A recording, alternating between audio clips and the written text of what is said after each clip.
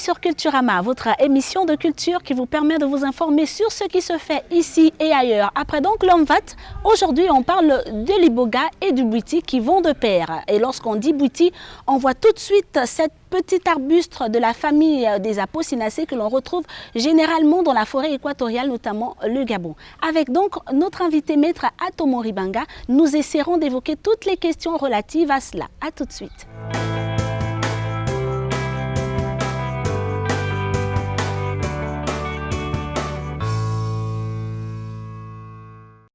Merci à vous, maître, de nous recevoir chez vous.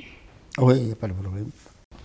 Alors, comme je le disais aux téléspectateurs, on parle aujourd'hui de l'iboga, qui est une plante au pouvoir hallucinant du point de vue scientifique, mais traditionnel. Bon, qu'est-ce qu'elle représente? L'arbre, elle représente l'arbre de la connaissance du bien et du mal. L'iboga n'est pas une plante hallucinogène ni une drogue.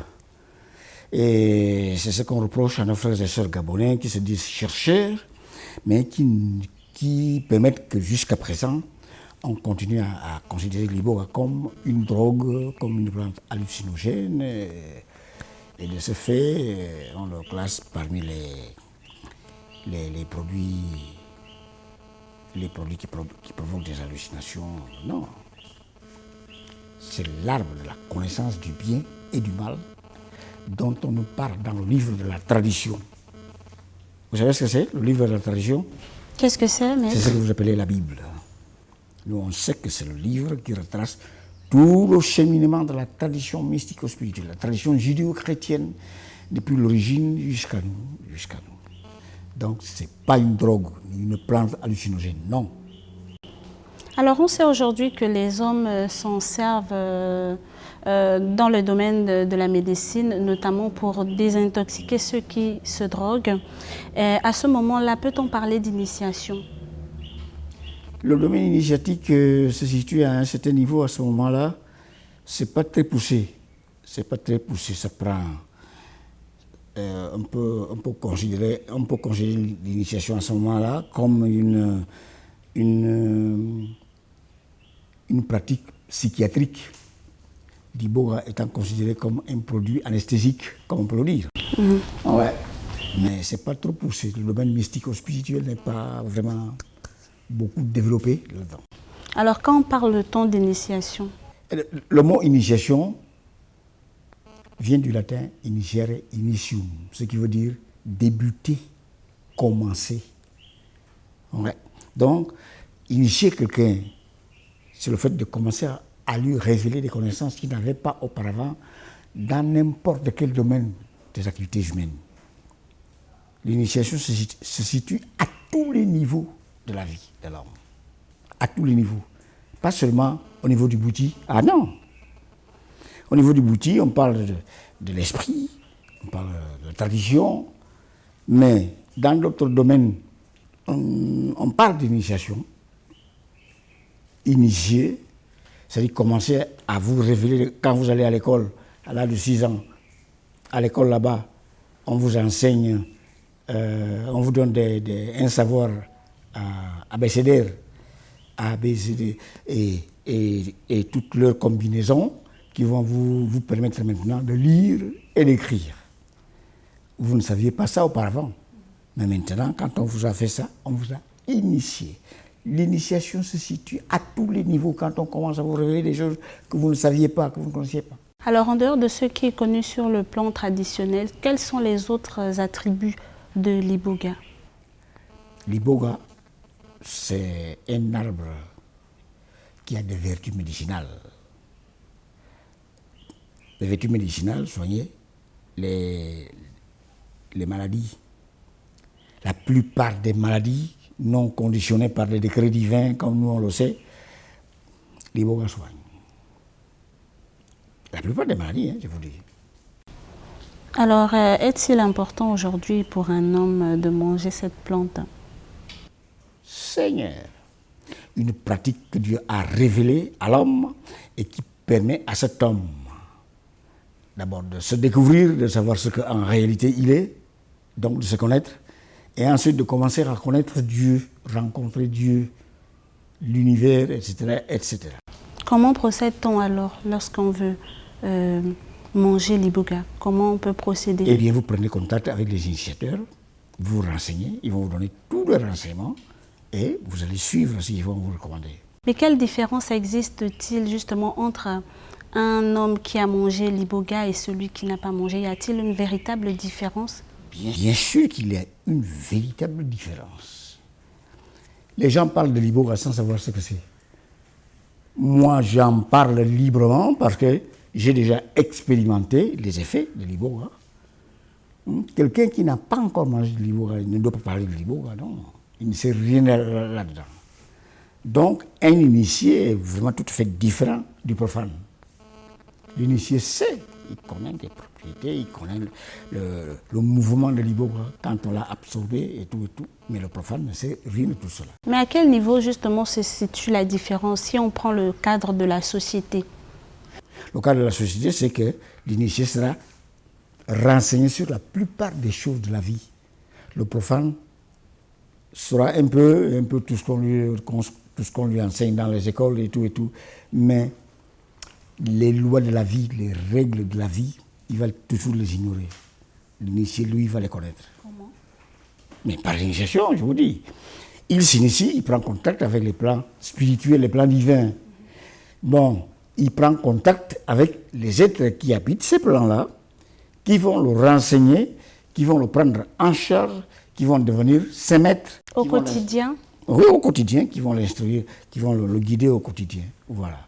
Le profane n'aura pas cette possibilité et pourtant, ces êtres-là sont à sa portée, mais il n'a pas encore pris contact avec eux. Alors, si on considère l'homme initié, celui qui a mangé l'iboga, comme étant celui comme étant un homme averti, ça veut dire qu'il est en mesure de permettre que quelque chose de mauvais n'arrive pas? On l'avertit, oui, on peut l'avertir. Attention, il y a telle chose qui arrive. On lui montre le passé, le présent et le futur. Cependant, il faut faire attention. Tout cela n'exclut pas, n'annule pas le destin de l'homme. Le destin de l'homme, c'est quoi? C'est le programme du déroulement de la vie de cet homme-là, de sa naissance jusqu'à sa mort.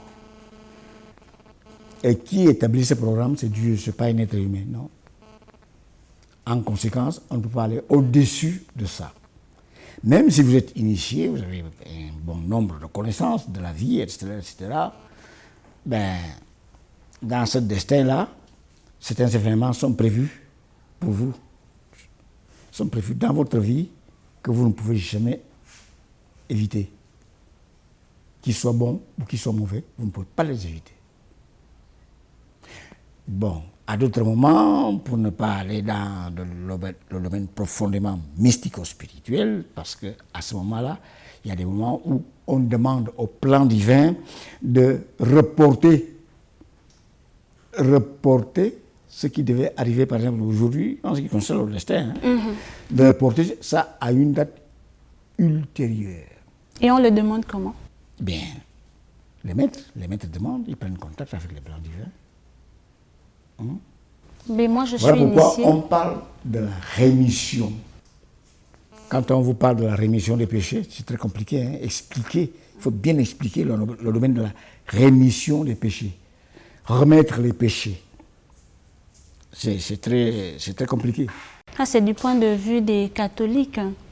Remettre les péchés, les fautes qu'on a pu commettre, et les effets de ces fautes-là, qui doivent tomber sur vous. Si ça devait tomber aujourd'hui, un maître qui sait, qui peut prendre contact avec les plans spirituels, peut demander qu'on reporte ça à une date ultérieure. Oui, pour certaines nécessités, quoi. Alors, Maître Atomo Ribenga, certains ont cette maladresse, on va le dire comme ça, de diaboliser l'iboga. Jusqu'à présent, qu'est-ce qui est fait au niveau des traditionalistes pour renverser la tendance? Est-ce que j'ai besoin de vous l'expliquer alors que vous le savez que depuis 1996, année des émissions dues en question, jusqu'à maintenant, on parle publiquement de la tradition boutiste, de l'iboga, du bouti, etc., alors qu'avant, ça ne se faisait pas. Ça ne se faisait pas. vous prononcez le mot bouti dans la société, dans un groupe d'hommes, là, au milieu d'un groupe d'hommes, on vous regarde avec suspicion. Mais qu'est-ce qui fait qu'on diabolise cela aujourd'hui ou depuis un moment? C'est pas parce qu'il y a certains qui s'initient dans du faux? Je suis obligé de le dire, et je dois même le dire, puisqu'on va reprendre l'explication du concept boutiste. Désormais, on va le faire. On va redéfinir le concept boutiste et le positionner dans l'esprit de la jeunesse gabonaise. De manière que cette jeunesse sache que non, ce dont on parle là, c'est pas le bouddhiste, ça. Ah, ça là, oui, ça c'est le bouddhiste dont on parle. Parce qu'on lui a donné des explications. Je reviens. Qui pouvait expliquer des sujets bouddhistes aux fidèles, par exemple, dans les églises? Un prêtre? Non, pas du tout. Un pasteur? Un imam? Non.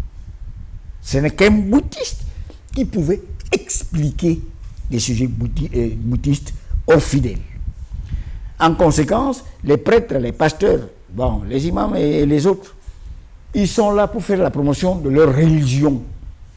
Ils n'ont pas le temps à perdre, à aller parler des choses, qu'ils ne connaissent pas, et d'autres qu'ils diabolisent, qu'ils combattent, et tout et tout. Non, ils n'ont pas le temps. Ils ne veulent même pas qu'on fasse la promotion du bouti. Ils ne voulaient pas à ce moment-là. Et dès qu'on prononce le mot bouti, ah non, c'est satanique, d'un revers de main. C'est satanique. Mais alors, voilà pourquoi on tolère un peu, on comprend, on pardonne à nos frères et sœurs gabonais qui critiquent le bouti. Parce qu'on leur parlait de ces choses-là. Ils ne savaient pas. Ce n'est pas un prêtre qui pouvait leur expliquer ça, ce n'est pas un pasteur qui pouvait leur expliquer ça. Mais aujourd'hui, on les retrouve justement, ces prêtres et ces pasteurs, dans des temples de bouti. Oui. Ici, vous avez déjà initié combien? Combien de prêtres? 4. Qui viennent s'initier. Mais oui. Mais est-ce pas là l'occasion pour vous de sortir de votre réserve? Je vous l'ai dit tout à l'heure qu'on se prépare maintenant à faire des conférences, des réunions, des entretiens, etc., etc., pour expliquer, redéfinir le concept boutiste, le redéfinir, dire aux gens que non, c'est pas ce que ces gens-là, le colon est venu vous dire sur le bouti. Non, il dénigrait parce que à un moment, d'un côté, il voulait montrer la supériorité de sa religion sur nos traditions. Et de l'autre, il ne connaissait rien du tout de ce qui se passe dans notre religion. Il ne connaissait rien.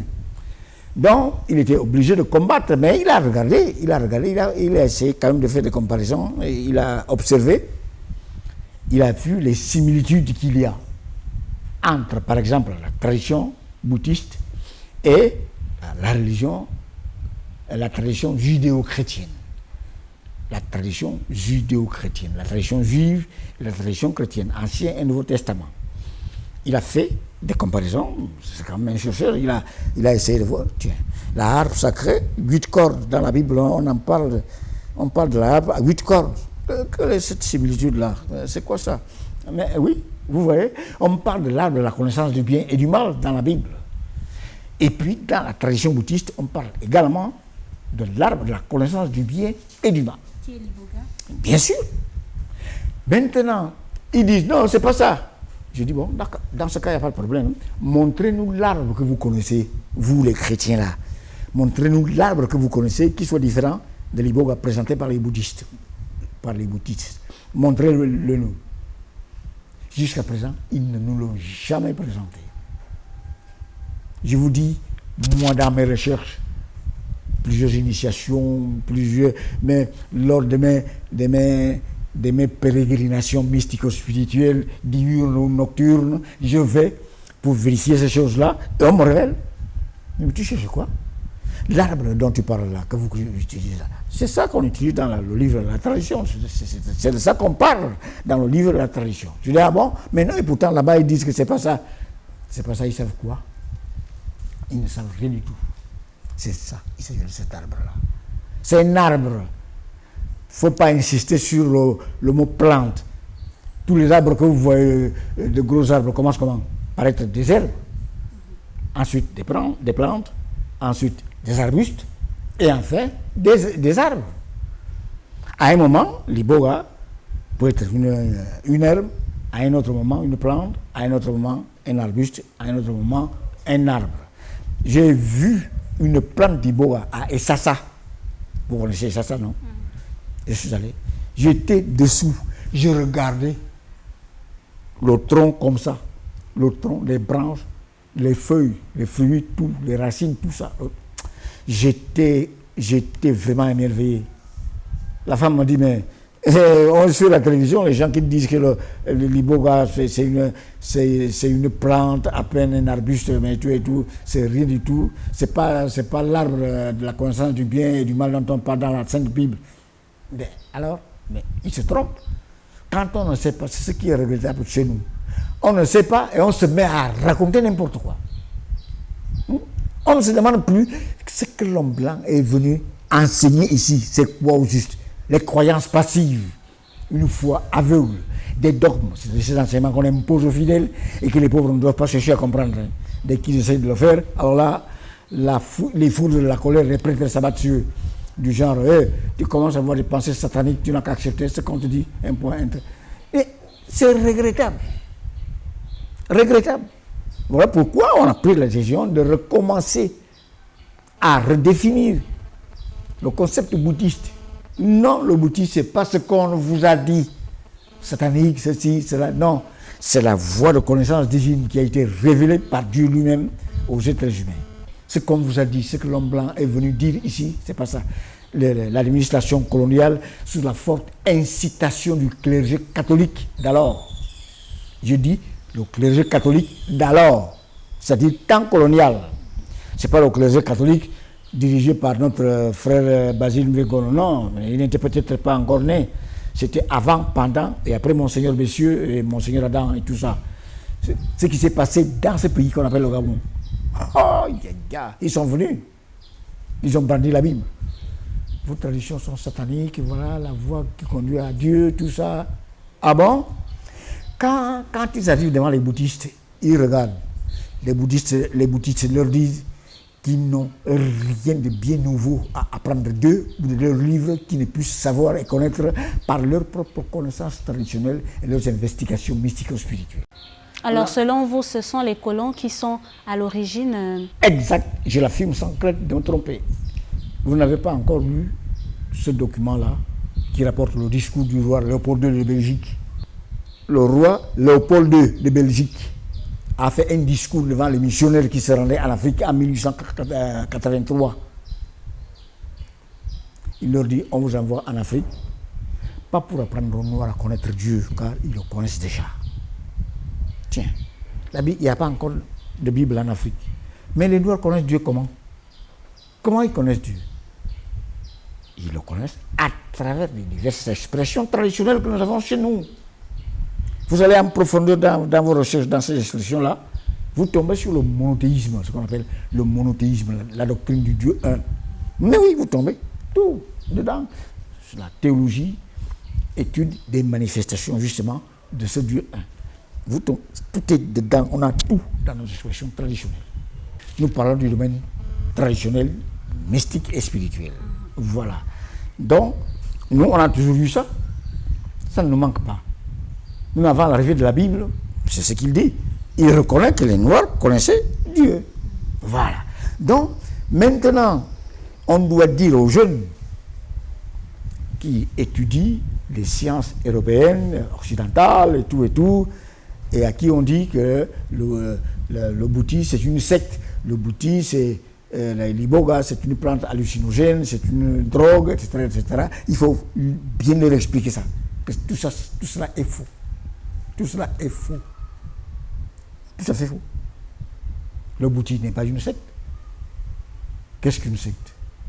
Une secte est un groupe de personnes dont les enseignements que ces personnes reçoivent proviennent d'un seul individu qui est leur maître à penser, on peut le dire, leur gourou, et que ces personnes doivent suivre à la lettre.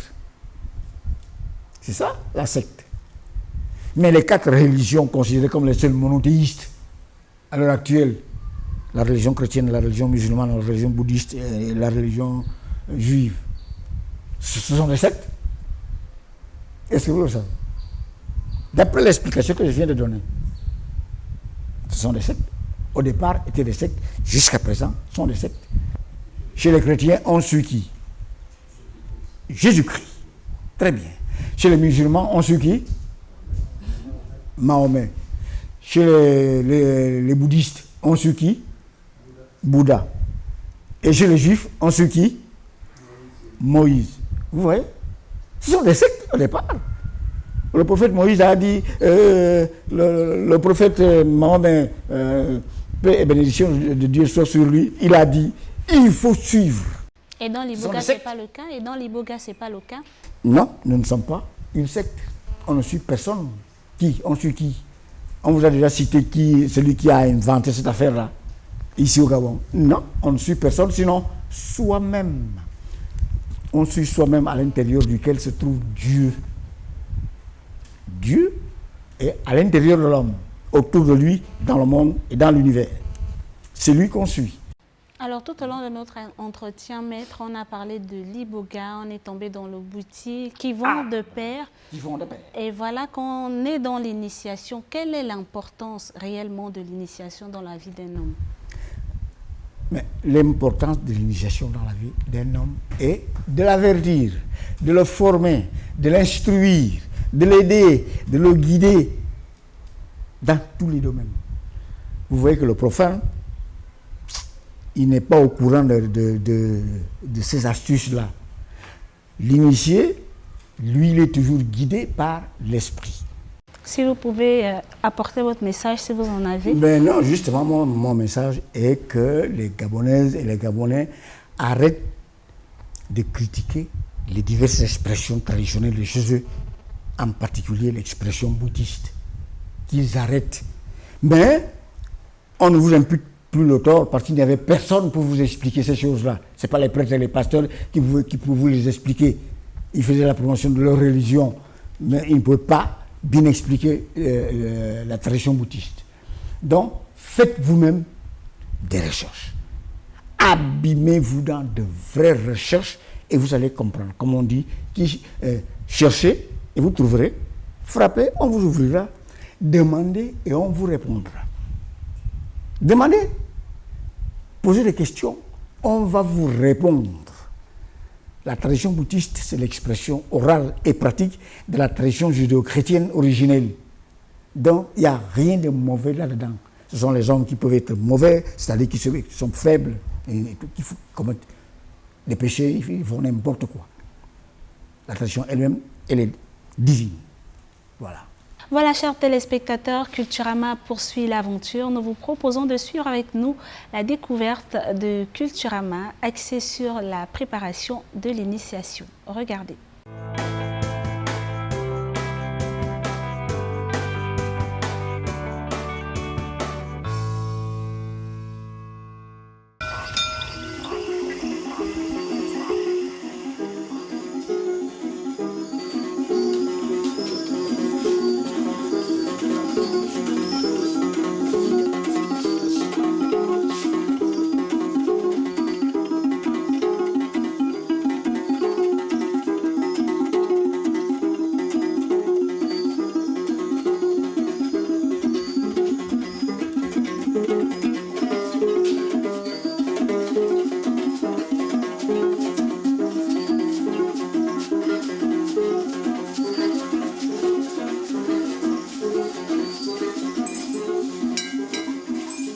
Actuellement, je demande aux bandits aînés d'aller chercher les sœurs qui deviennent également initiées.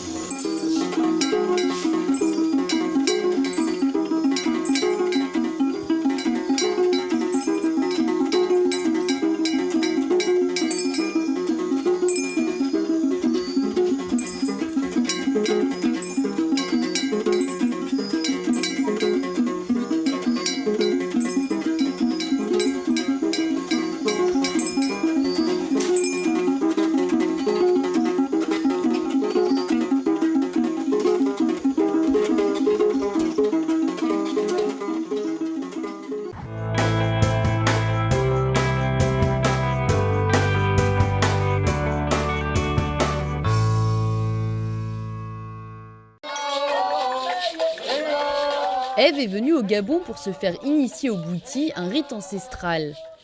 Elle doit avaler de la racine concassée d'iboga, une plante aux effets psychotropes très puissants. Le rituel qui dure toute une nuit est mené par Tatayo, un chaman français installé à Libreville depuis 40 ans. L'ingestion d'iboga provoque toujours des vomissements, puis des visions. La plante est notamment supposée aider des toxicomanes à s'en sortir. J'ai eu aussi des addictions qui durent depuis longtemps, qui ont été soignées il y a à peu près 1 an. Mais toujours aussi très fragile par rapport à ça. Donc j'aimerais bien en finir.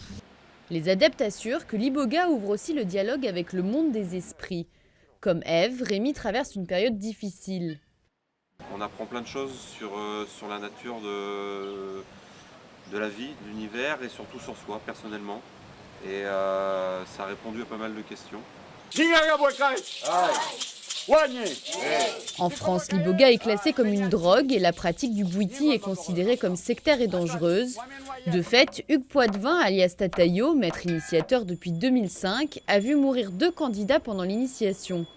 Il n'a pas été condamné pour ces décès jugés accidentels.